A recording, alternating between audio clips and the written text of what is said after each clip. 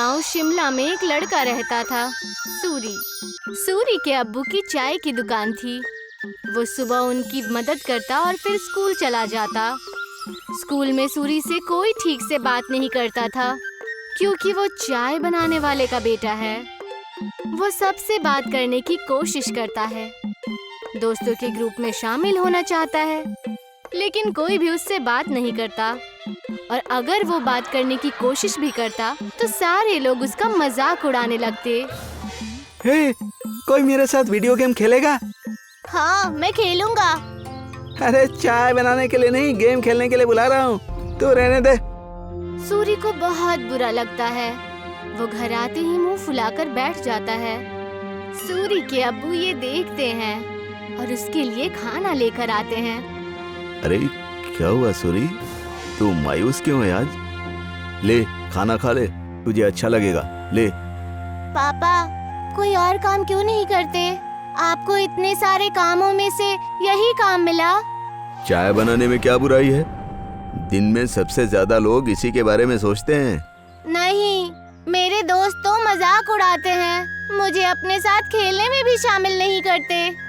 बोलो कौन सा खेल खेलना है, अभी खेलते हैं। आपके साथ नहीं, उनके साथ खेलना है। ये कहकर वो वहाँ से चला जाता है बिना खाना खाए। सूरी के अब्बू को ये देखकर बहुत बुरा लगता है कि उनकी वजह से उनके बच्चे के दोस्त बहुत दूर जा रहे हैं। उसके पिताजी चाय बनाने के साथ दूसरा काम भी ढूंढने लगते हैं।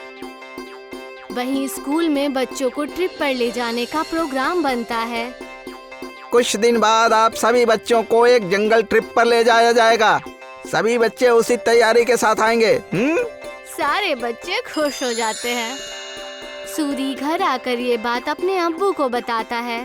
पापा, मुझे स्कूल की तरफ से जंगल की ट्रिप पे ले जाया जा रहा है। मुझे जरूरी सामान पैक करके दे दीजिएगा। अरे वाह, ये तो बहुत अच्छी बात है। अपने सामान में एक छोटा बर्तन जरूर लेकर जाना। वहाँ अगर कुछ पकाना हो तो काम आ सकता है, ठीक है? जी पापा, जरूर। और हाँ, तुम्हें एक और बात बतानी थी। मैं नई नौकरी ढूंढ रहा हूँ। तुम्हें अब अपने दोस्तों के सामने शर्मिंदा नहीं होना पड़ेगा और वो तुमसे बात भी करेंगे। सच पापा? हाँ। सूरी खुशी से पिताजी के गले लग जाता है। कुछ दिन बाद उस जंगल ट्रिप पर जाने का दिन आ जाता है। सब उस जंगल में पहुंचने के बाद ट्रैकिंग शुरू कर देते हैं। मैं सबको 4 ग्रुप में बांटूंगा, जिसमें एक लीडर भी होगा। वो सब एक साथ में रहेंगे और अपना काम करेंगे। सब अपने लीडर की बात मानेंगे, समझ गए ना? सब अपना बैग लेकर ट्रैकिंग शुरू करते हैं। अरे किसको लीडर बना दिया? इसको तो चाय के अलावा कुछ नहीं आता। सब हंसने लग जाते हैं। सूरी को बहुत बुरा लगता है। कुछ दूर चलने के बाद वो थक जाता है। चलो यहाँ रुक जाते हैं, थोड़ा खा पी भी लेते हैं। बाकी सभी मान जाते हैं और रुक जाते हैं। नहीं, हम नहीं रुक सकते। अगर हम रुके तो लेट हो जाएंगे और कुछ ही देर में अंधेरा भी होने वाला है। लो, लीडर बना दिया तो अब हम पे हुक्म चला रहा है। नहीं, हम नहीं चलेंगे। तुझे जाना हो तो जा। हम थोड़ा नाश्ता करने के बाद ही ट्रैकिंग शुरू करेंगे। तू जा।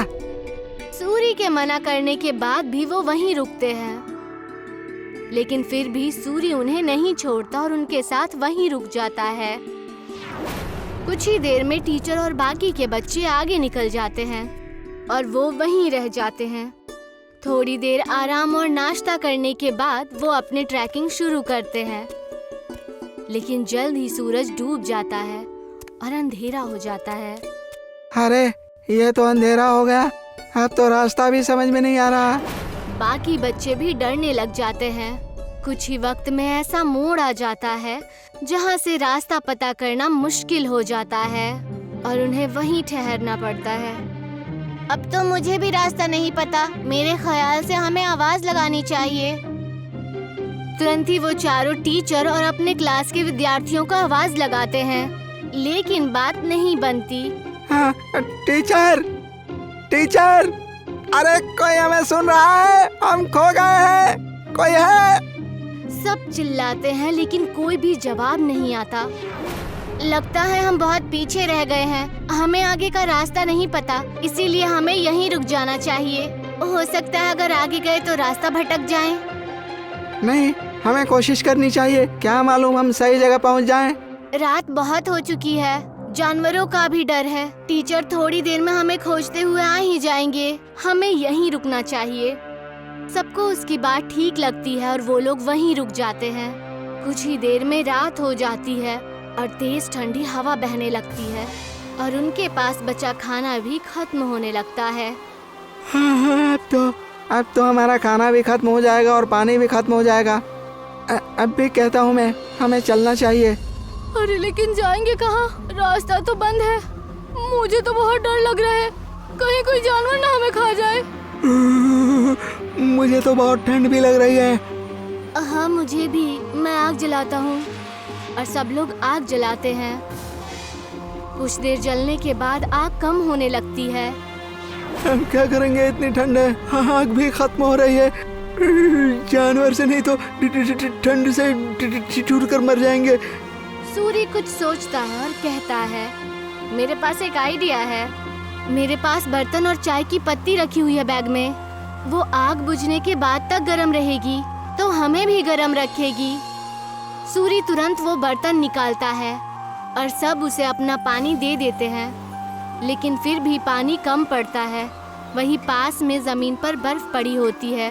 वो उसे उठा लेता है। जैसे ही काली चाय बनती है, आग खत्म हो जाती है। सबको बहुत अच्छा लगता है। उसे पीने के बाद सब तारीफ भी करते हैं, लेकिन अयन सिर्फ चुपचाप चाय पीता है। कुछ ही देर में उन्हें पत्तियों की आवाज आती है और वो अपने पीछे की तरफ देखते हैं।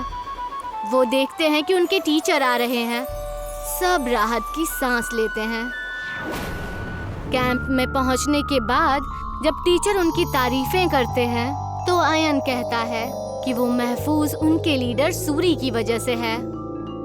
ये सुनकर सूरी को बेहद खुशी होती है। सूरी की कहानी सुनकर सब उससे दोस्ती करने आते हैं। अगर आज सूरी को चाय बनानी नहीं आती तो शायद सब उसके दोस्त नहीं बनते। आज पहली बार उसे चाय वाला होने पर खुशी हो रही थी। अगले दिन वो खुशी खुशी अपने पिताजी के पास गया और उन्हें सारी बातें बता दी। अरे ये तो बहुत खुशी की बात है। एक बात तो मेरे पास भी है, मैंने अच्छी नौकरी ढूंढ ली है। सूरी ये सुनकर हैरान और उदास हो जाता है। नहीं पिताजी, आपको काम बदलने की कोई जरूरत नहीं है। आप जो भी काम करते हैं वो अच्छा ही होता है और कोई भी काम छोटा या बड़ा नहीं होता। ये मुझे अब समझ आ गया है।